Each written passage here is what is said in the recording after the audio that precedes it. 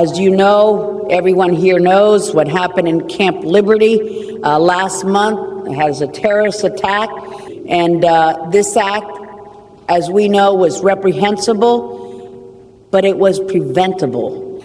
This attack demonstrated that the living conditions of the residents are being threatened.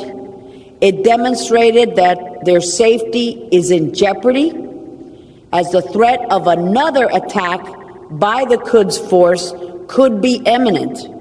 And that is our greatest fear, that the worst is not over, that more could be coming. And not only that, but it demonstrates that the United Nations and the Iraqi government have not lived up to their promises. Their promise was to ensure the safety for all of those residents in Camp Ashraf who've now been relocated to Camp Liberty. We need to help facilitate the prompt and the safe return of all of the residents from Camp Liberty back to Camp Ashraf, where they can be better protected.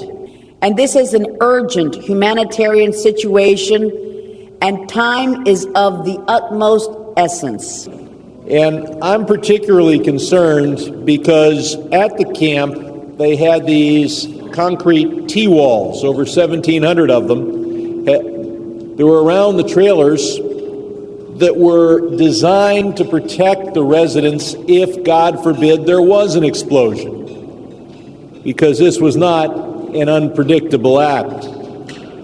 And those 1,700 T-walls were removed from around the trailers. If they had remained, fewer lives would have been lost. And it is time for all of those who are concerned with human rights in the world to ask the Iraqi government why concrete structures designed to protect people from blasts were removed in the months prior to when rockets containing explosives were fired into the camp.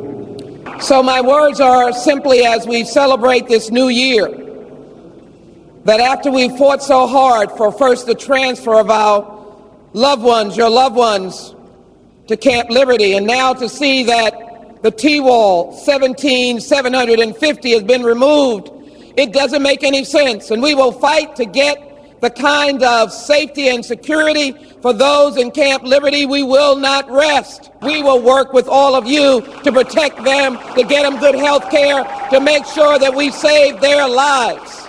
Your efforts are so tireless, and I believe it's paying off in a major way as more and more members get engaged. And you can count me among those who are supporting Congressman Poe in his legislation to ensure the full protection of the residents of Camp Liberty. So I want to thank you so much for having me. Let me just say to you that all of you give me great hope, because I know that as long as the hope of liberty beats in any one of your hearts, that the people of the Camp Ashraf, Camp Liberty are not forgotten. I know that the people that are oppressed by the existing regime in Iran are not forgotten. And lastly, I just want you to know you give me hope. But we must have an answer, because what happened at Camp Liberty, by any definition, was not only murder, it was mass murder. If you take a look at the camps that the United Nations sets up, they have certain standards in terms of sewage and everything else. Those simple standards don't apply here. As General Jones said, the conditions at Camp Liberty are worse than the conditions that the United States accords to the very worst offenders imaginable. I have seen refugee camps. They are not of any standard.